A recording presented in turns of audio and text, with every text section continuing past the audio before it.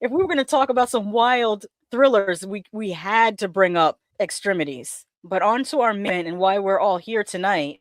We are here to talk about Obsession, which going in, we thought was going to be similar to the thriller movies that we just spoke about. But it is not. It's a very, very different type Not of. at all. Let's take a look at the trailer, and then we'll first do a spoiler-free review, and then we'll do spoilers at the very end of this show. But let's take a look at the trailer. Have you ever actually like flirted with Nikki? I'm gonna go get some shots. I'll come with you. Yeah, this main character was a little bit aggravating because he was so No mousy. spoilers. I'm just saying he was very mousy. He was very You could get it not in the not trailer. very not strong-willed at all. I'm just saying how I felt about it. That it was very he you want to root for him, but he kept doing things that you were like, why did you do that? Nikki, wait. I was gonna ask you. What? I lost my train of thought. Like that right there, when he could have just asked her what he was going to ask her. Like he kept doing things like that. I wish Nikki Freeman loved me more than anyone in the entire world. Yes. Is it just me, or you can always spot a crazy person in movies and in real life on how wide their eyes are open and how they move them? Yeah, Tonyman has said that before. If you see 3/4 of the whites of the eyes. Yep. 3/4 of the whites of the eyes, they're bat crazy. Mm-hmm. Did we see 3/4 of Nature Boy's eyes when we were watching that doc or the beginning of that documentary? Yes. Yeah. That was creepy to me. The That was silhouette of crazy. her. That was crazy right there. Like super dating. That right there, when he was talking on the phone and she stepped back there, that was creepy. It was the background stuff that I liked. Mm-hmm. That every time they showed her in silhouette, it was freaking me out because it was reminding me of Lights Out. I think Nikki is going through. Right there. And this right here, when he's talking to the other dude, and at first you might not catch it, but she's in the background just staring. With her head, her head is completely turned for like 5 minutes, watching them. Like what? Is she okay? No. Jeez, what kind of spells you put on her?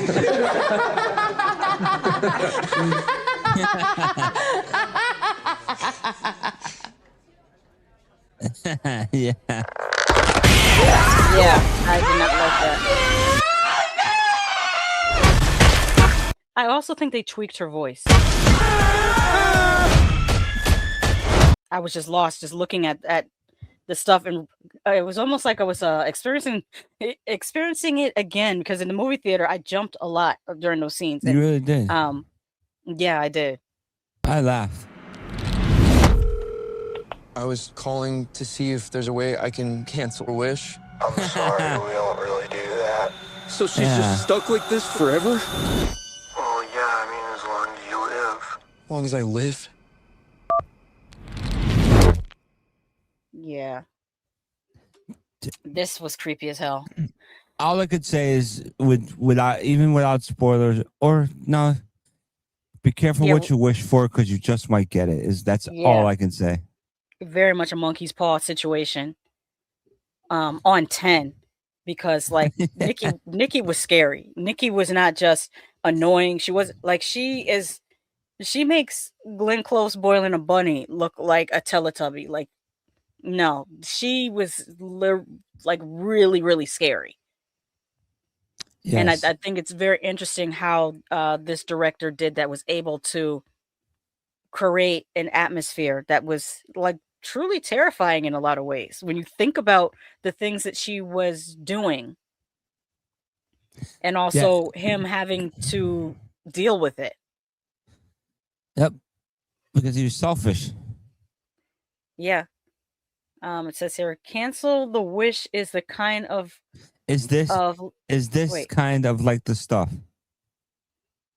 Cancel the wish. Is this like the kind of the stuff? Like, is this like kind of like?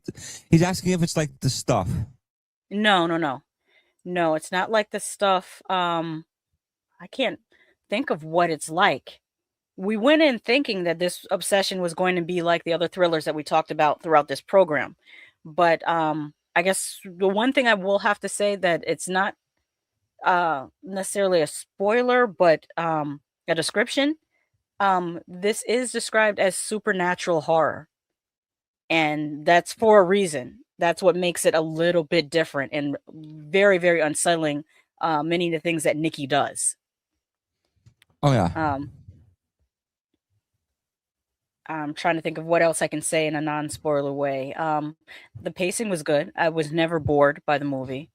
I think her acting was great. Oh How yeah, she went her from acting. she went from like really cool girl. Hey, yeah, everybody. I'm just one of the one of the fellows or whatever, hanging out because we all work together too. This crazy chick, and like I couldn't get it out of my head. I was like, God, this crazy chick. Let me look up the actress's name because I definitely want to give her flowers because she was amazing. Indy Navarrete played Nikki. Indy, you did an amazing job. Oh my God. If this was not a horror movie, you definitely would have been nominated for an Oscar because just range, timing, your facial expressions, your body movement, like you put everything into this, and it was phenomenal. Hey, It was really, really good. I'll let the chat know. I'll be back in 1 minute because somebody just used the bathroom and it really stinks. Okay. I'll be right back, and I'll continue on. Did you put I don't know if you have a lid in that litter box, or you said you took the lid off because he doesn't like the lid. He doesn't like the lid. He's too big. Oh, but I'll be right back. Okay. CJ says it's like he was obsessed first, but then found out what it's like to be the subject of obsession. I didn't see it yet, just the trailer. Yeah, he was more having a crush on her. At the beginning of the movie, he works at a record store and she works there too, and he basically has a crush on her, but he can't, as you saw in the trailer, bring himself to tell her that how he feels or even to ask her out on a date. He's very, very I would say introverted, shy, bashful, all the things. I wouldn't even just say that. Also suffering from anxiety. I think the movie pretty much lets us know that he suffers from anxiety of some sort. And then also he's had the trauma of recently losing a pet. He had a cat and his cat passed away, so he's already sad due to the cat passing away. And so he can't seem to find his way to telling her that he really loves her or likes her or wants to go out with her. So he goes into a crystal shop because he heard that she lost her crystal necklace. So he was going to go and buy her a crystal necklace. But when he gets there, he notices that in the corner are these wishing willow things. And he takes one of those, as you see. Everything I'm telling you is basically in the trailer, and wishes that she would love him more than anything. And that's when it becomes more of a supernatural story because the wish, know what this movie would actually align more with? Wish Upon and Whistle. I think something like that. Wish Upon, absolutely. Mirror, Mirror. Things like that. Even the segment of The Craft, when they did that love spell, that's what this movie would align more with. So yeah, I'm going to say that again. This movie aligns more with Wish Upon, Mirror Mirror, and the segment from The Craft where homegirl did the love spell and dude became completely obsessed with her. More so than the thriller movies that we were just talking about. But I had already started putting this show together before I saw the movie earlier this afternoon. So that's why I was like, well, I already put the show together to go through these thrillers, so we might as well just go through them. But yeah. BC says, I'm going to have to watch this. CJ says, yeah, definitely. BC says, oh, so there is some witchcraft involved.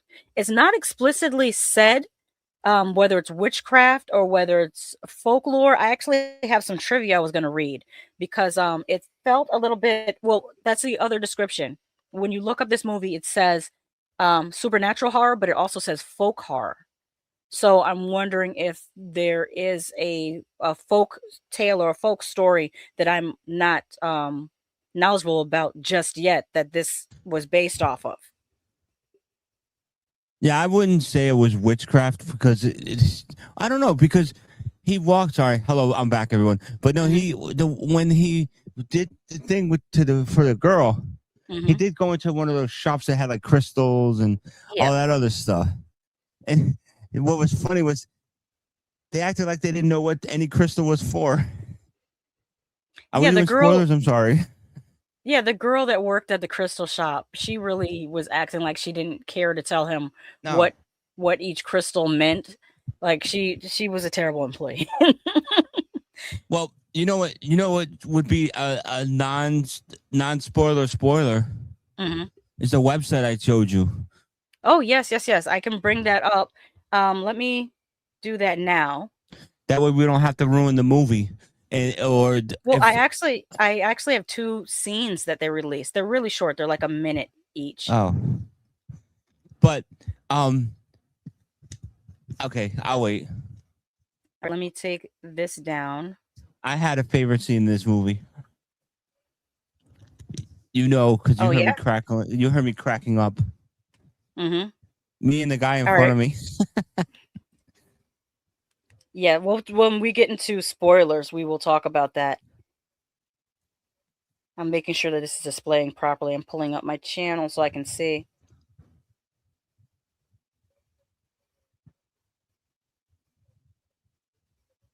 Oh, it's showing me an ad for Hawaiian Tropic. Yeah, that's your algorithm, huh?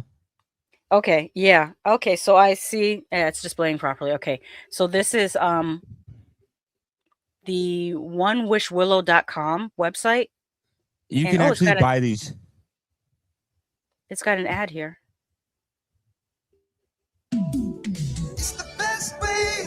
That's the commercial. When you hear the magical jingle, just make a wish and snap the willow. The One Wish Willow.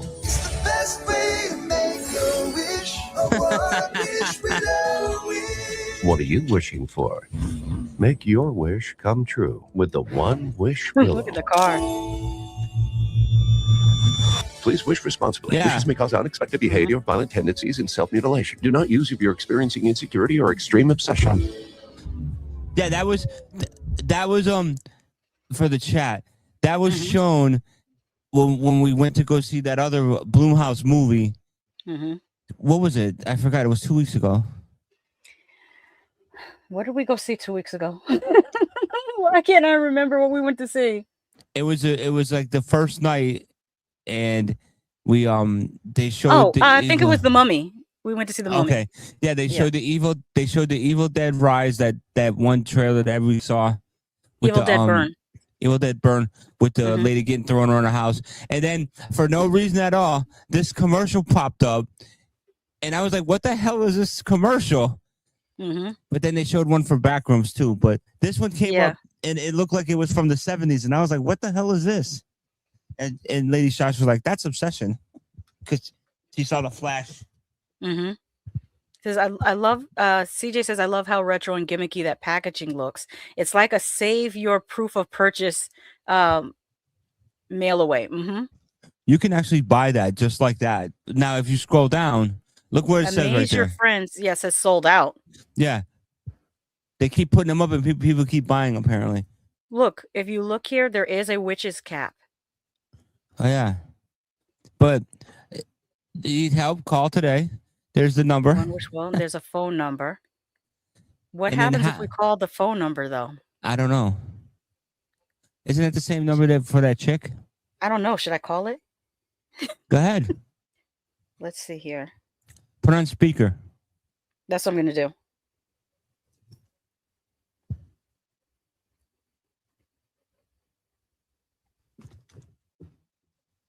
Okay, let me turn this up. There we go. 1-323-747-7118.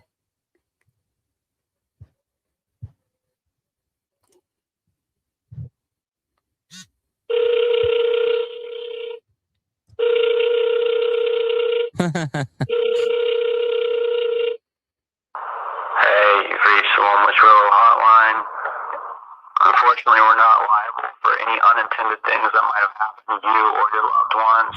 That includes property damages, psychological distress, emotional trauma, extreme personality changes, deeply disturbing displays of love, bodily harm, death, or anything resembling possession and stuff like that. It's all there in the fine print, but maybe you didn't read it. Most people don't. If you need further assistance, well, I hope you can find it because there's not much I can really do. Good luck. And then it hangs up. That's actually Wow. good promotion. That was, yeah, it's really good promotion. Oh, speaking of that, NIKKI left me more messages, by the way. Oh, really? Yeah. She says, "Hey, sorry about last night. I think I was having a nightmare where you were abandoning me. It just felt so real."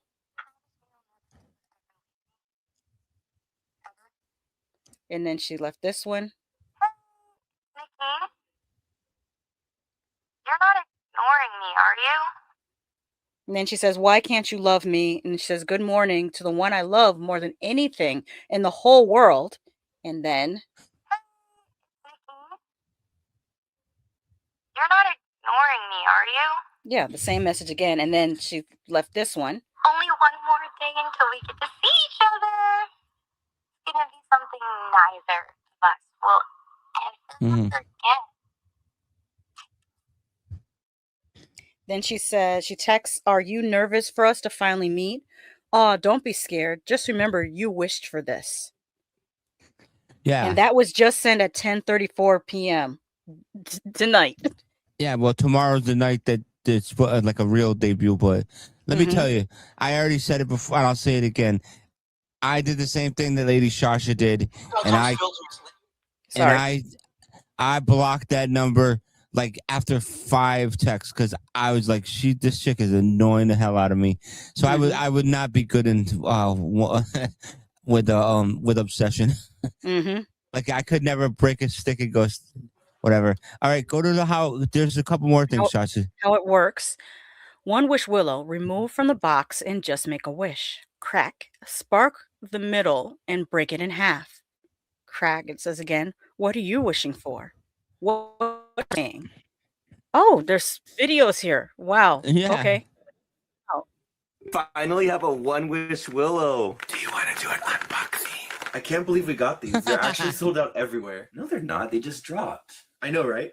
Wait, they're really sold out? Hold the one wish willow gently. Break it in half. I wish state your wish to be clearly. influencers forever. You only have one. So I made it count. For today. You're an inhaler. That's a horrible one. Yeah, this is not great. You heard of the grabber? You can grab anything.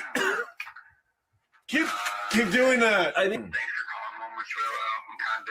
We want to cancel. what? Go to the next one. Cancel. We're canceled. We're canceled.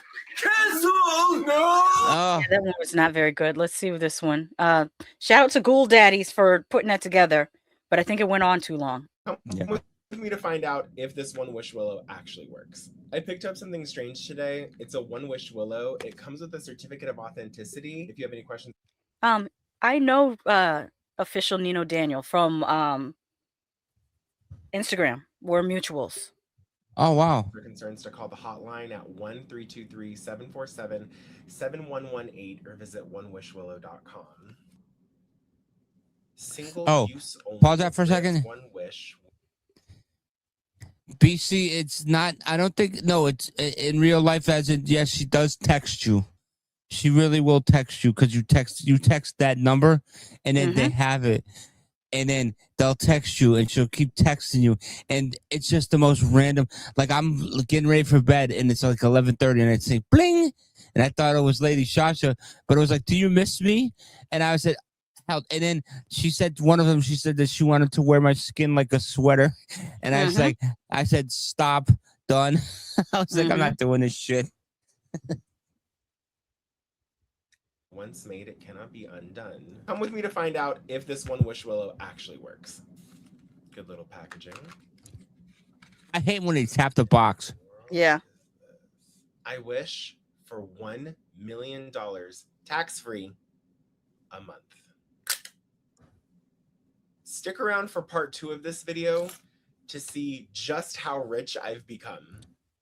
Okay, and then I got a One Wish Willow to see if what people say Wow, about them 1 is minute actually true. 41. If you don't know, a One Wish Willow is a vintage toy that's said to grant just one wish. But what the box doesn't specify is that even though your wish will come true, you might be required to pay a steep price. The lore behind these things is really interesting. In folklores from areas around ancient Europe, willow trees are seen as the boundary between life and the underworld. And they're believed to contain mystical properties and are even said to be able to grant wishes. But there's also horror stories of people using One Wish Willow sticks and getting exactly what they wished for, but have had their entire lives flipped upside down in the process by some unseen force behind the curtain. The One Wish Willow was manufactured by Tabby Cat Curiosities, which made a huge investment in the product, but unfortunately for them, the product never really made it into big box stores. They had short-lived popularity, and because they weren't being distributed on a national level, they were mostly forgotten about. But some have resurfaced in a small apothecary shop in Burbank, California, and are also being sold online, and now I've gotten my hands on one. Now, before using it, I actually called the hotline on the back, and it was really eerie because it specifies that they can't help anyone who has been cursed by a bad wish. It also says that you get one and only chance and that your wish can never be taken back or reversed, which sounded somewhat like a warning. So this is how it's supposed to work.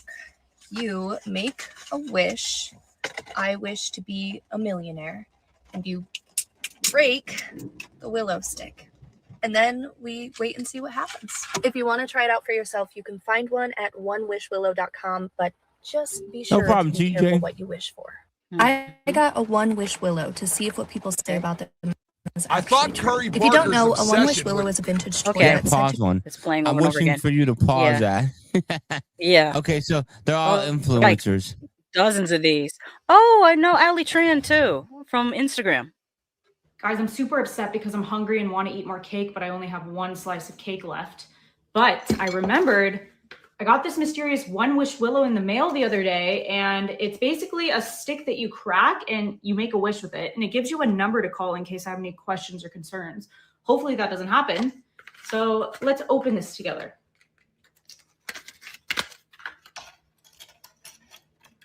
All right.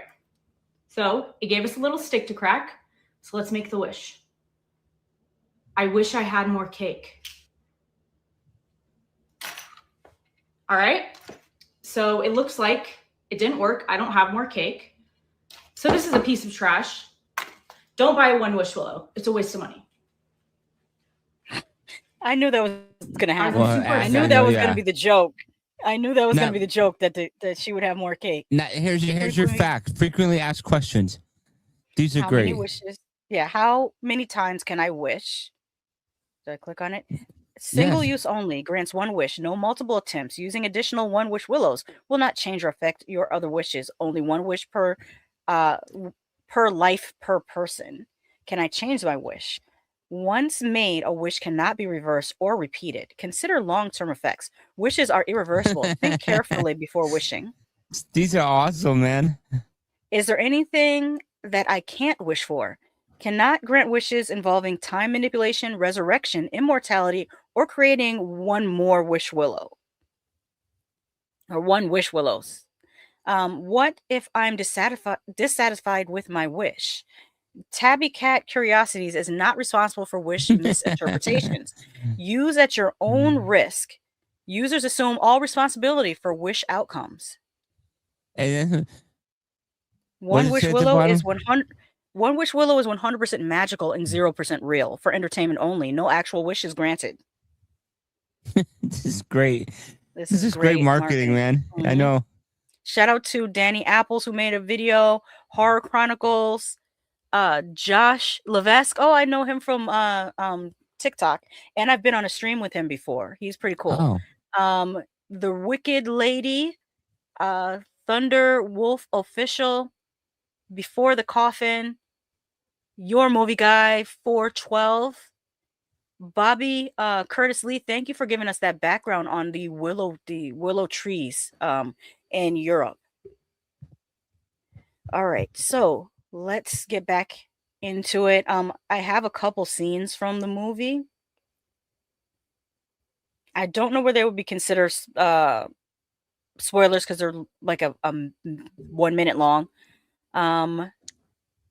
BC says some other movie did this where you would call and it would be a recording. I can't think of the name of the movie.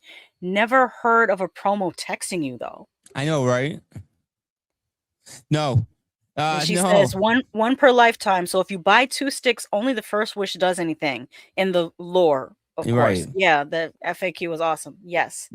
That's exactly Yeah, if you right. watch, I did do a video earlier this week. I think it published on Tuesday that talks specifically about the promo in this movie, and I even gave out the phone number for texting. Yeah, so if you and go, that's why I called it. Yeah, if you go to that video that I posted on Tuesday, it says bonkers promo for this movie, and there's a picture of Obsession. Oh, also, if anybody goes to Lady Shasha's chat, she does have screen grabs of the chat of Yes. what, and because I saw that this morning. Stranger Things had a bunch of numbers you could call. Yes, they did, and also a radio station that was playing on Spotify that was like 80s themed. All right, let me bring this back up. Is he right, Josh? Oh, 976 evil. Yes, that was a. I don't know whether did they have a 976 evil number for real. They might have. I can't remember. That would have been a great tie-in for the movie. But let's get into some of these scenes. Does your dad really have cancer?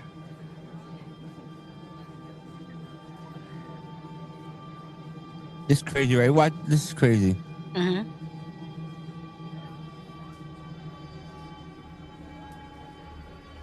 Now, this is in the movie theater. This is where Lady Shasha said, what the hell? No. What? No. Don't do that! I thought we were having a nice day. I love the audience, not the audience, but the other people in the restaurant reacting. And you can hear somebody in the back going, oh, S. Like, yeah. That was the start of it. Yes. When she started saying no, it reminded me of Betty Gabriel in Get Out. BC says, I want to see the movie with vacancy, and they gave me the number to the motel. And he said it again. The movie was Vacancy. Oh, it was Vacancy. Okay, I didn't know that. I did not know that.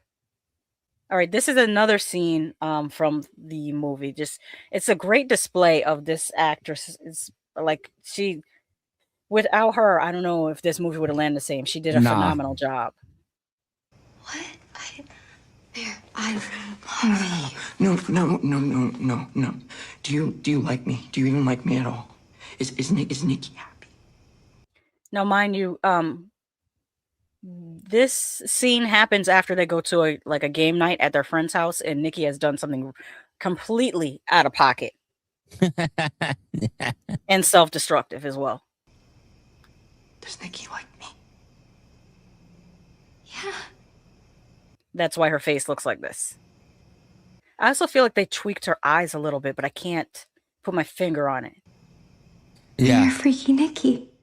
Yeah, it's uncanny valley-ish, and it's freaking creepy. What did she? I didn't hear what she said about NIKKI at the end. She said, "I'm your freaky NIKKI." Oh, that's right. Which, remember, that was a childhood nickname that she hated. She hated being called Freaky NIKKI, so it was weird for her to say, "I'm your freaky NIKKI." Go ahead. No, I was gonna say, go ahead. I'm waiting for the spoiler part because there's a couple of things I was going to talk about. Oh, the only thing I'm going to add before we get into spoilers is that this movie does have some gore, and it looks practical effects done very, very well. It was very tense, very a lot of suspense, great jump scares because there's some things that like come out of left field. Way out of left field. Yeah, stuff I would never predict. Like you think something predictable is going to happen and then it doesn't, and then something totally different happens than what you thought was going to happen. I really enjoyed that part of this. Well, you know what I have to say. I do have to add on to that. Well, we're raving about her acting, but this dude's acting was really good too. Because Yeah, it was. he was annoying to me in the beginning, Mm-hmm. and I don't think he's like that in real life. No, I mean, obviously it's acting, but he did a great scared for your freaking life, scared. But trying to be Yeah. normal, like Mhm. because yeah, spoilers when it comes up. I'm telling you. Mm-hmm. BC says she gives me Angela vibes from Sleepaway Camp. Yeah, in that final scene of Sleepaway Camp is so unsettling because they used a plaster mask of Felissa Rose on a different actor's body, and so it has that uncanny valley ishness about it that's super creepy. CJ says, when you said they tweaked her face, it looked to me like maybe one eye was slightly higher, but maybe the camera angle. Yeah, and there were also times where the light reflected off her eyes differently Yes, than on other people's eyes, and that it was was super crazy. creepy. That was Yeah, really, because really creepy. like this is a mini spoiler, but like there's one scene where she's standing at the doorway Mhm. because he sends her home and she comes back and she's standing in the doorway, but the light is dark, but you can see the reflection of the And light just her over his eyes. shoulder, and just her silhouette is completely dark, and you can see a little bit of her teeth, but you just see the the reflection in her eyes. Yeah, it's that scene, it's the picture in the center top. Yeah. When she comes up like that, and then you like when the camera cuts closer, you only see like the light reflecting on her eyes, and it It was looks shot excellent. Like yes. Oh my god, yes. this dude, from what I heard, Mhm. Like I said, Milk and Cereal was his first foray into Mhm. movie making, I guess, and it's on YouTube.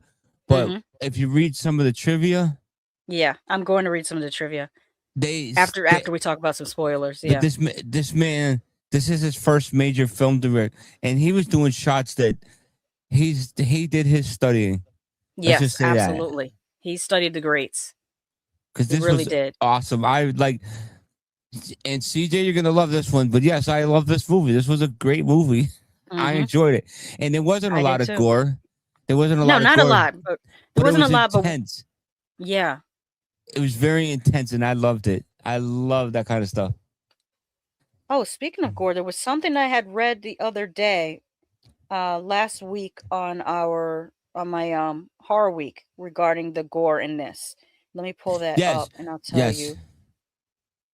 which is shocking to me because I don't know how much they, what they did. I know it's the story you're talking about. Yeah, let me see if I can find it here. I think I found it. Yes. All right. Now, I think we'll probably have to get into spoilers to even talk about this. All right, I'm gonna put the banner up just in case. I'm glad everybody's sticking around because I mean, Yeah. our spoilers should make you want to see this movie too. Mm-hmm. Now, I had talked about this on Horror Week.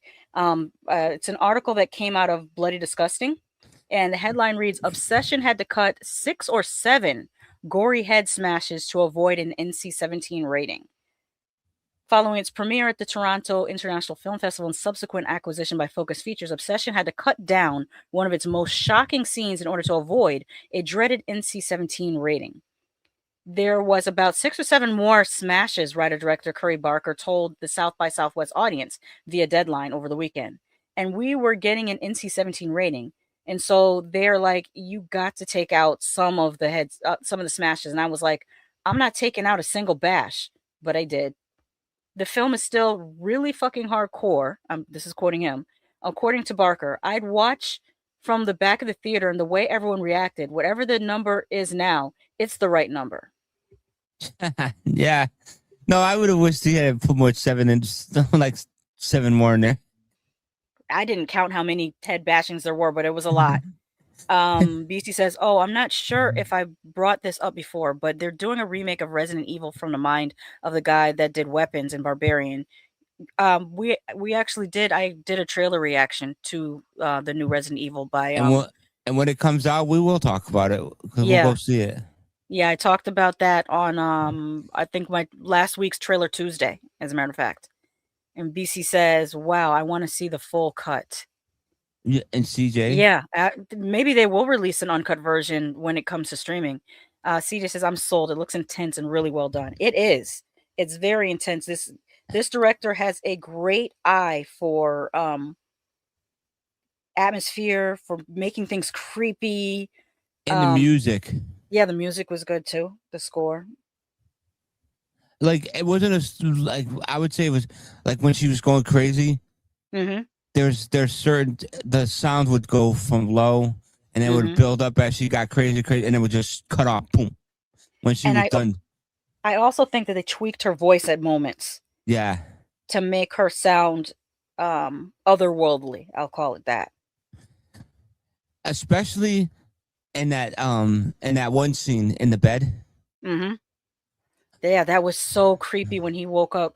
All right, we're getting into like serious spoilers now. After he makes a wish and she completely changes. Right. Oh, wait. Pause that for a second because I'd say something about that. In that scene that we saw when they're in the restaurant and he says, "Do you love me more than anything?" Yes. He called her Freaky NIKKI or whatever her name is, and he was like desperate because she was leaving in 2 weeks from her job. She wanted to move on, and so he bought the one wish Willow for her because she said she dropped one of her stones down the sink, and so he bought it for her to give to her. And then when she turned around and started walking away, when he said, "Oh, forget it." He said, "No, I wish you would love me more than anybody else in the world." And he snapped a stick, the willow. And that's why he asked her that question. Because he said, "Do you love me more than anything else in the world?" And she said, "Yes," because that was his wish. Yes. Now, when she starts to love him and she pretty much moves in with him and refuses to leave, it starts out as, you know, like what we were talking about earlier, the regular obsession movies, the thrillers. But then it changes into supernatural on the night when he wakes up and she's in the corner of the room. And the way she moves is like in an unnatural way. Yeah. And it's very unsettling. Her voice sounds crazy. And then she stepped into the light. Yeah. And her face looked funny. Her face didn't look normal. He said, "Oh, that's right," because he goes, "Are you watching me when I'm sleeping?" And she said something, and You look so something when you're sleeping. And then she said, "Go back to sleep." And then she stepped back into the corner of the room. Yeah. And I was like, "I'm not sleeping. Fuck that." Excuse my language. No. Yeah. That, and she I can gets tell you. Oh, go I'm ahead. sorry. I was gonna say, I dated a girl that did that. Honestly, me and my friend June, because we slept over the house because we were gonna go do a visitation at their high school because we went to Harvard. We were from Harvard kids, and they lived in Rockville, Connecticut, which is out in the sticks. And I guess in Rockville back in the early in the 80s and 90s, you can have visitors come to your school like they were from a different part of the town or different part. So we had stayed over there on the living room floor, him and I, and the girl I was dating with at the time was sitting in the chair. I woke up, it was 4 a.m, and she was sitting in the chair staring at us. And I said, "What the hell are you looking at?" And she says, "I'm just watching you two sleep." And I said, "Take your ass to bed. Leave us." Like, I cursed her out. And when I got up the next morning, I told June, I said, "Yo, she did see, this is me in the 80s and 90s. This is me now." But I'm like, "Yo, this chick is nuts. We're going to switch," because I was supposed to go with her walking around. And he was supposed to go with his girlfriend walking around. And I was like, "We're switching." I said, "You could take my girlfriend and I'll take yours. And, you know, I'll be her cousin or something. And you could just be her friend." And he was like, "Why?" And I told him the story and I made an excuse. And I was like, "Oh, it's just because we'll distract them from their schoolwork." Because we had just graduated high school and they were just graduating high school the following year. Y'all graduated high school and went back Wait, y'all graduated high school and then went back to visit high school? Yeah, it was 1 year later. I would never. Once I was out of there, I was out of there. No, we went to a different high school. We didn't go to to Buckley. Once I was out of high school, I wasn't visiting nobody's high school unless it was for a graduation ceremony. But you're missing the whole point of the story was that she I know did the point of the story thing. is that she watched you sleep. And it was weird. Yes, it was freaky. Mm-hmm. But anyways, back to him or her. Yeah, so then he fell asleep, like he wouldn't sleep, and then he woke up the next morning and he's like, all right, I'm going to work. And she's like, I'm spoiling it, but she was like, oh, I'm so sad. I can't go to work with you today. I have the day off. He was like, yeah. And the camera's just like on her. And then he's like, all right, I'm leaving for work now. And the camera goes and turns around his shoulder and you look at her door. Wait. Before you say that, the camera's on him. And when he turns around, you see his face, and his facial expression looks like terrified. Like, what am I looking at? And then the camera pans to the door. Oh yeah, and you see that she has duct taped the door shut. Yeah, she completely duct taped it shut. Oh wait, we have a. CJ says, once in rehab, the bedroom doors had to be left open. One of the ladies sneaked into the male hall and watched one of the guys sleep. We heard all about it the next day. That kind of reminds me of when I was in a psychiatric facility for depression, and I woke up in the middle of the night to a person standing over my bed. Creepy as hell.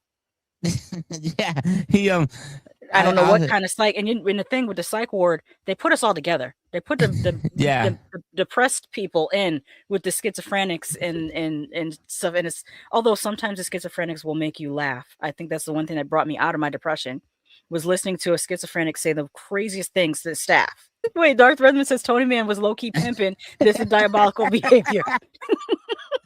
I was but CJ, yeah, I was also in a mental facility, but they put me in for the dumbest reason ever, and it was because I was drunk. And let's be honest, it's an embarrassing thing, but I was drunk and I was arguing with Lady Shasha, and I think the neighbor called the cops because I was yelling really, really loud, and they were on their way, so I was like, all right, I'm sitting outside, and I think the neighbor, someone said that I was talking to myself because I was like, all right, you need to calm down. You need to calm your ass down. Stop yelling at her. Go back in there and be like, I was calming myself down, talking myself down. And the police pulled up and they're like, what are you doing? I said, I'm just sitting out here because I had an argument with my wife and I'm trying to calm down. Well, we heard you were talking to yourself. I said, yeah, so you guys wouldn't get called. And they go, oh, we're taking you to the mental health facility because they couldn't put me in jail for anything. So they put me in the mental health facility. I go in there and they put me in a room with a guy. And the guy, I go in there, it's 4 or 5 in the morning and he's crazy. And I hear him get up out of bed and he's literally standing there butt naked. He goes, I'm going home today. And I said, that's great. Now get your penis out of my face, please. And I rolled over. Yeah. It was just one of those days, man. Mm-hmm. CJ says, yeah, I had a great time in the mental health wing. Yeah, to the point. Yeah, CJ, to the point where I was in there because they said I was drunk. When they did the breathalyzer in the place, and they're like, you're like at a 0.4 or a 0.5. I said, oh, damn, they got me that low? I was very upset. But when I went in there, I started playing cards with the guards. I was playing spades. And they were like, why don't you just get a job here? Because there was nothing wrong with me. They said the cops usually do that because they don't want to be bothered. So they just cart somebody off to the mental health place for 48 hours, which is stupid. Wasted taxpayer money. Well, not necessarily, because some people really do need to be on a hold and get psychiatric, evaluated. Yeah. Mm-hmm. But anyways, back to this movie. Yeah. So, like I said, she gets increasingly creepier and creepier, and it's implied. Well, what the phone number we just called, it said that they're not responsible for any behavior that looks possessed. And that's that's what kind of happens here. BC says, "Where have these stories been before?" I've never. I have. You could ask Lady Shasha. I have tons of stories, but I don't want to hijack what we just watched because I can go on for days of stories because I have so many. I lived the life of several people. Doc Kaiju says that's what they do to Dan Stevens in The Terror season 3. Oh, I haven't seen. I didn't even know they were on season 3 of The Terror. I only saw a part of the first season. But what? Okay, so when she's during the trailer, when she's looking at him and they're at the party, and she wants the normal her wants to be a story writer. Yes, and they're playing like drunk Jenga, and she gets a Jenga piece. We don't know what it says on it because they all have to do something. Like the black dude was like, "Oh, I got to change my seat with someone, so I want to change it with the boyfriend, the dude, him, the guy in the bottom." So he sits over next to the girl, and he kind of is relieved because he doesn't have to see her, but she's like constantly staring at him during this Jenga party. So then they're like, "Oh, it's your turn." So she grabs the Jenga piece, and then she just drops it and stands up, and she starts reading part of her creepy ass story, and everybody's like, "Okay," and then because it was very awkward, so then they go, "Okay, it's this dude's turn," so he gets a turn, and it goes, "Oh, kiss the person on your left," and it's the other coworker, so he goes to go kiss her, and you just hear boom, boom, boom, boom, boom. And then you just see her snatch the girl up and drag the chair back all the way to the wall and then kneel down and get kissed by him. It was it was just awkward. Yeah, I very, read very it was awkward. a comedy. I heard I looked on the IMDb and it also says it's comedy. Yeah, there were some scenes that were played a little bit for laughs, which I think is good because it kind of Broke the tension. Yeah, I was gonna say it lets you relax from the tension because without that, this movie would be too intense. I know. Oh yeah. Because she was truly, truly terrifying. Like the way her moods would swing, and he would never know how she was going to react. It was unsettling. Was that's up on the right? That was at the party too, correct? Yeah, that was at the party when she stood up and took a bottle and hit herself in the face with it. Yeah. Thought she could have stabbed herself in it. I think that was her fighting against herself because it's implied that she is possessed and the real Nikki is in there because there's one moment where she's asleep, but not asleep. And the real Nikki whispers to him, "Please kill me." She says it's asleep right now, but when it wakes up, I won't have control again. Yeah. So I think when she hit herself in the face with a bottle, that was the other Nikki trying either the demon trying to injure Nikki or Nikki trying to injure the demon. Yeah. That's what I felt. But but she just stabbed herself like right in the face. But it was great. There's a super dramatic scene in this that I will not spoil because it's so much better if you don't know it's coming.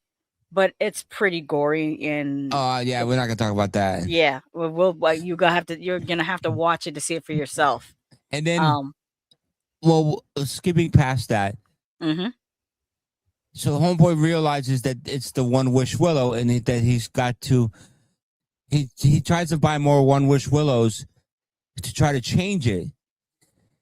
But he tries to get his friend to wish something that would counteract his wish. Before that, he tried to do it himself, but he can't break the wish thing. Yeah, he can't because there's only one per person. So then he asks his friend, and his friend's like, "What is this bullshit?" or whatever he says, right?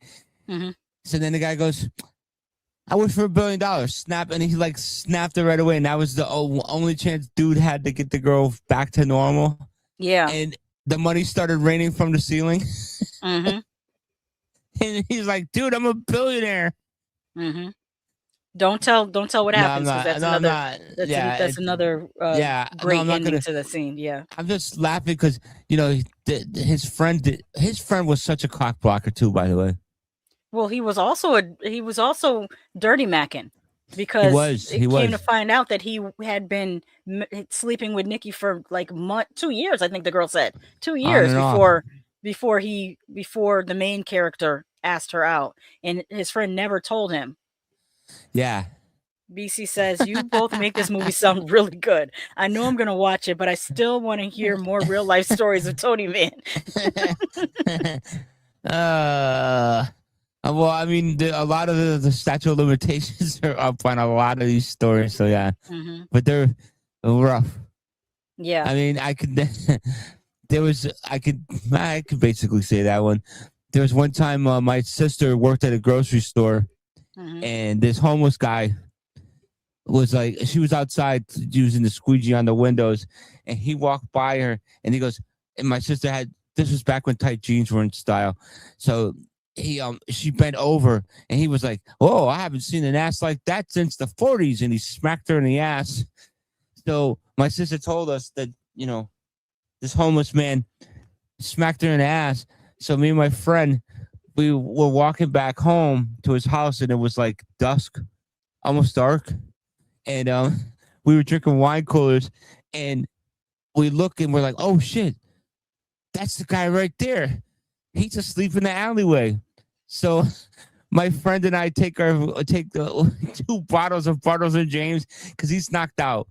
And he's got his mouth open. So we start pouring bottles of Bartles and James down his mouth.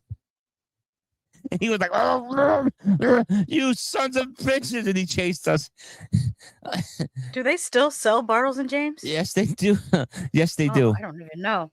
Yeah, they do. And then, or the other lady that I was mad. Wait. Look at save some for next time. No, this is my. Okay, go ahead, because I was going to say it's midnight and we still got some trivia to do. All right, well, this is the last story. But I was mad leaving my friend's house, and there was this homeless woman that had a cart full of bottles because, you know, you can, I don't know in any other states, but in our state, you get 5-cent refund on the bottles.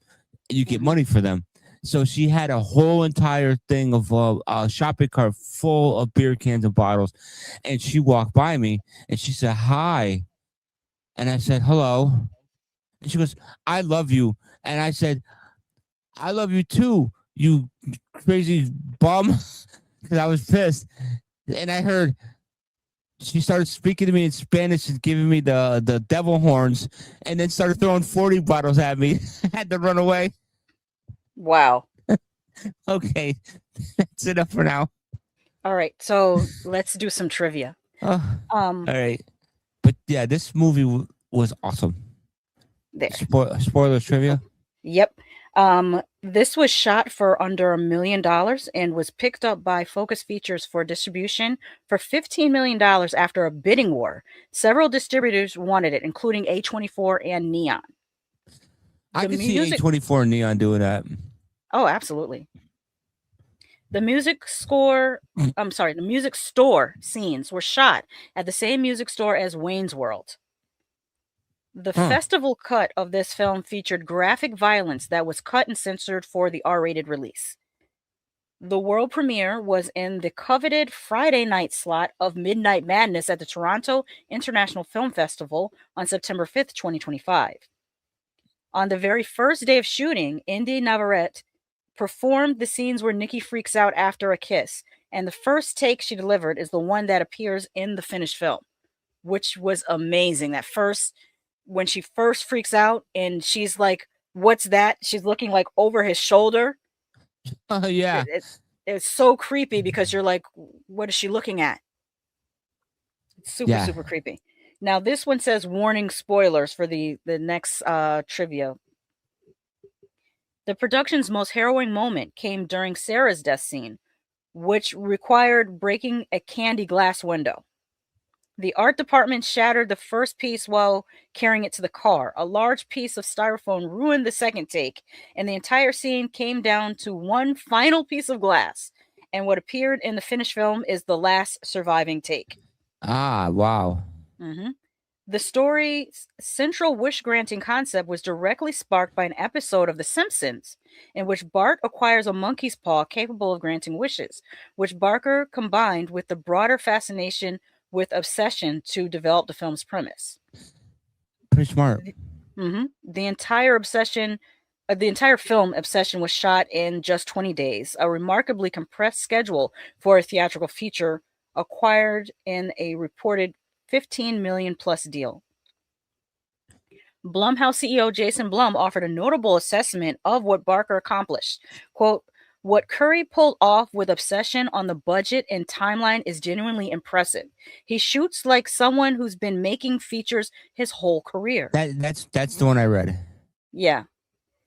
Barker's previous feature, Milk and Cereal, which helped him secure the Obsession deal, was produced for just $800 and released independently on YouTube, where it became a viral sensation. The box housing the One Wish Willow went through numerous design iterations, ranging from modern and cool-toned to dreamcore and curved, before landing on a final angular, gem-like shape that evoked nostalgic gag gifts from mom-and-pop joke shops, making its sinister purpose all the more unsettling. You know what the triangle box reminded me of? Toblerone candy? Yes, exactly. That's exactly what I was thinking of. That's what I was thinking of. Gray deliberately subverted typical horror genre conventions for the grandmother's home setting, rejecting what she described as the genre's tendency towards cabin-leaning or Victorian aesthetics in favor of something more grounded and personal, drawing on references including 70s faux stucco murals, potted plastic palm trees, valance upon valance wallpapers, and animal print upholstered armchairs. Yeah, because I couldn't tell when this took place because I didn't see any cell phones, and he was driving an old beat-up Cavalier. Yeah, well, he did have one cell phone because he gets a text message to go meet someone. So that's right. Yeah, so they did show the cell phone, but it does have that same feel as It Follows, where it feels current but also retro at the same time. Because It Follows was like that, where it felt like it was the 80s or 90s, but the girl had that little clamshell thing that looked like a cell phone type of device. I like that. BC says, "Wow, 20 days, what a crunch." Let me see. One of the film's most demanding shooting days was a 9-page overnight sequence involving Bear's initial wish and Nikki's return to the car. A scene Barker deliberately stretched out to let the audience live inside the moment, including a lengthy sequence where Nikki cries about her father's death. Despite being the engine of horror and Obsession, Indy Navarrete is not a fan of horror films. That's wild because she is awesome in this. Yeah. Co-star Michael Johnson recalled watching Hereditary with her and said she literally ran out of the room. But girl, you're scarier than anything that was in Hereditary. For real. You are scary. The shooting location for Bear's house was nearly all white when the production inherited it, requiring the production design team to undertake a significant transformation to achieve the layered, claustrophobic aesthetic Gray envisioned. You know something else I noticed in the house? What? Doors were always ajar. The bedroom doors open, the closet doors open, the medicine cabinet doors open. Like even the scene, the center bottom there where he's sitting on the edge of the tub and there's the medicine cabinet. It's like it draws your eye to the corner to see like, why is that door open? I think like that also... Like the middle picture. Yes, like that's what I said, that middle picture on the bottom.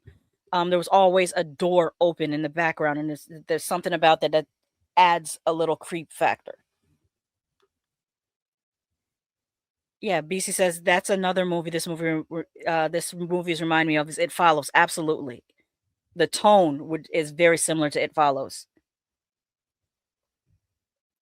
Barker's stylistic approach throughout Obsession was to avoid cutting unless absolutely necessary and to eliminate insert shots entirely, with the sole exception being shots of something a character is actively looking at. The entire film is constructed from Bear's perspective, and that makes it creepy because there's times when Nikki is being really, really terrifyingly creepy and the camera just stays on her. Yeah. Yes, a lot. And it does mimic like if you were in the room with her in front of you, like you would just have to be there in that moment with her being weird. Very awkward. Barker's ambition to shoot in long takes created a significant editing challenge he had to learn the hard way. Without coverage, there is no way to fix pacing in post-production. He described learning to, quote, find the pacing on the day as an essential lesson for anyone working in that style. It says here, the One Wish Willow's visual design was inspired by Scooby-Doo's canonical Spooky Forest matte paintings from the animated series, with Gray wanting it to feel as though the willow had been snapped from the tip of a branch. The production filmed on location at a real Burbank establishment called the Rouge Like Tavern and at North Hollywood's The Green Man Store. That you do see the sign that says The Green Man Store, which serves as the crystal shop where Bear discovers the One Wish Willow. Composer Rock Burrow's score for Obsession marks his debut as a feature film composer. His creative partnership with Barker grew out of a mutual music project in Los Angeles, and the two developed the atmospheric synth-driven score in the close collaboration throughout production. Gray used dried cactus skeletons to craft the silhouette of the One Wish Willow stick, choosing a color she described as not too cool, not too warm gray, like an unrendered animation. The central wish device, the One Wish Willow, was partly inspired by a prank pen that Barker used to play with as a child. Production designer Vivian Gray and prop master Luke Cull actually tracked down one of these pens, dissected it, and incorporated a piece of its snapping mechanism directly into the One Wish Willow prop. Producer Christian Mercury personally advocated for casting Indy Navarrete based on his experience working with her on Trap House, stepping outside his usual practice of leaving casting decisions to the director and production-focused producers. Trap House, that sounds familiar. I might have seen that. The box design was developed several months before most of the crew had even been brought onto the project, with Barker and graphic designer Amy Vega collaborating on it in the earliest stages of pre-production. I also want to mention that the writer-director also functioned as the editor of this movie as well.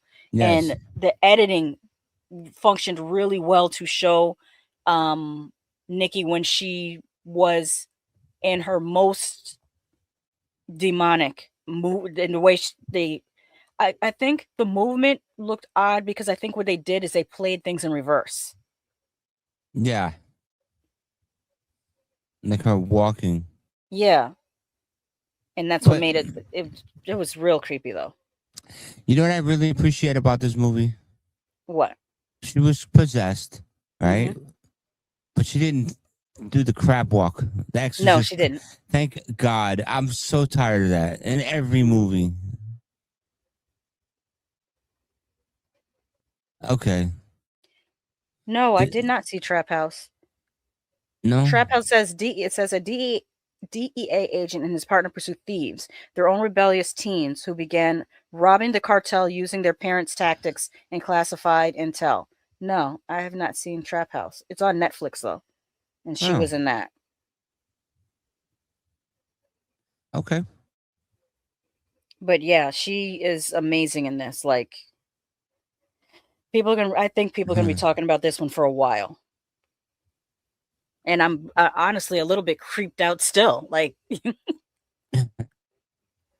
BC says, Shh, a trap house is where all the drugs get sold in my part of the country. Yeah, that's what I've heard as well. The same thing down here is what a trap house is. That's why I don't know. Yeah, it was interesting.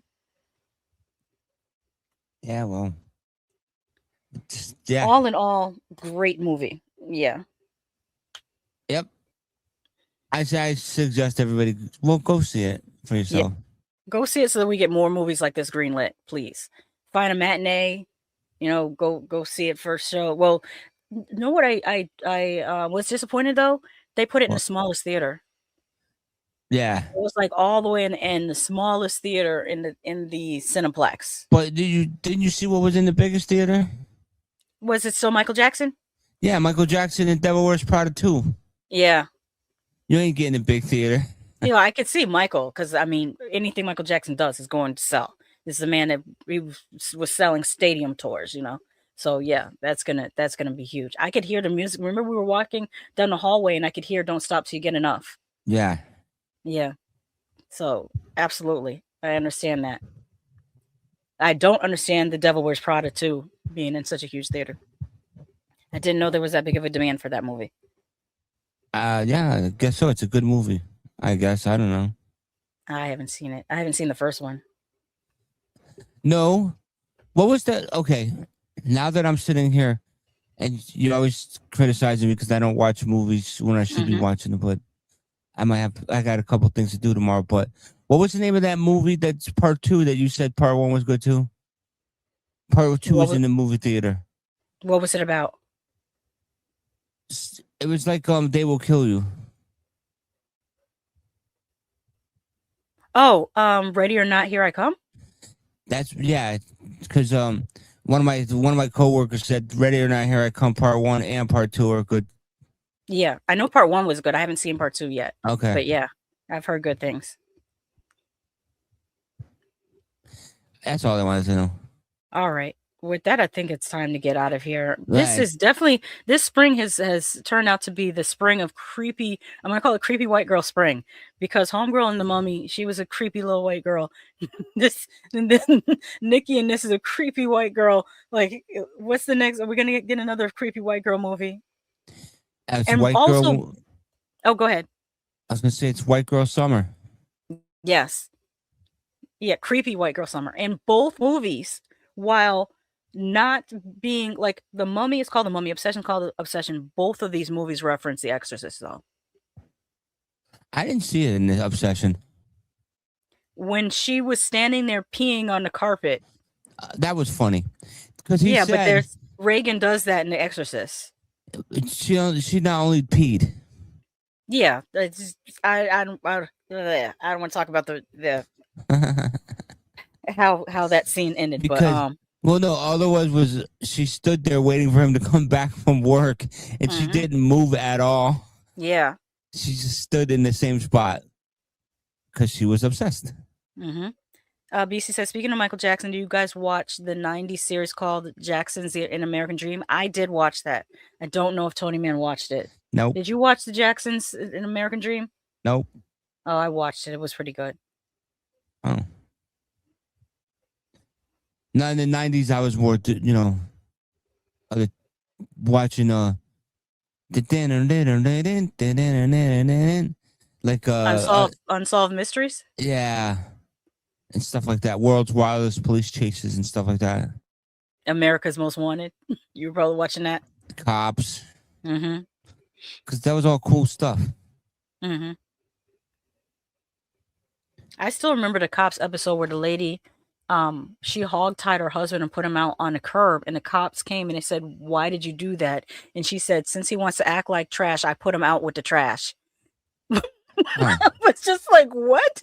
She literally had him hogtied and was sitting. He was on the curb with the like trash. I don't know how she did it, but yeah, the someone called the police and said there's a man tied up outside there. Yeah, it's funny because when I was in Connecticut and I would watch Cops and they would be in Florida, I would always say, why is it always raining down in Florida? And now that I live here, I'm like, God, it does always rain in the summer. Yep. And that's when the people go crazy. But yeah, good morning, everybody, because it's 12:23. Yeah. It's time for me to take my behind to bed because I'm tired. Yeah, ditto. But I got to find like cartoons or something to watch because I don't want to think about NIKKI no more because she's creepy and she scared me. You sure you don't want me to stand outside your window and? Hell no. Don't even play. I do not like that. It's not funny. Yes, it is, because it's not going to happen. Why don't you put some rose bushes in your front in front of your window? Because they attract bees and I'm allergic to bees. CJ says, thank you. This was a great stream. Thank you. All right. Thank you. Go back CJ. and check the first half of the stream, by the way. Yes. So you can see our other movies. Mm-hmm. And my my wonderful what is it? My wonderful recap of Fatal Attraction that I Yes. saw numerous times Mm-hmm. as a child. Yes. All right, let's get out of here. All right. All right, See have a good night. y'all. Good night, everybody.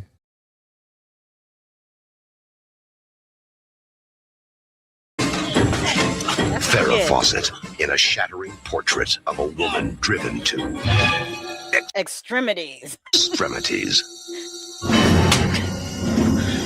This is horrible. Smile. What she did to survive is nothing compared to what she'll do to get even. Extremities. You don't know. You don't know from good. At least to my child mind, that was a great movie. CJ says Gangs of New York has some of the best dialogue ever, too. And BC says, agreed, Lady Shasha, no sounds were really good. Fomikilate says, it's Door Lock 2018. Mm-hmm. CJ says, best era for style, the hair, the clothes, absolutely. Yeah. I love the 80s. BC says, I remember this movie, and when you said spray in the eyes, I remembered it, but could not think of the name. Thank you for the nostalgia. No problem. If I entertained you, made you smile, or helped you pass the time, please consider supporting this channel so that I can do that more. Horror channels often get suppressed and demonetized, but you can help in 3 ways. By pledging a monthly contribution on Patreon, sending a one-time tip using your preferred financial app, or you could help for free by liking and commenting for the algorithm, and most importantly, sharing this video on your social media. Thank you so much. Don't forget to hype this video. Thank you so much.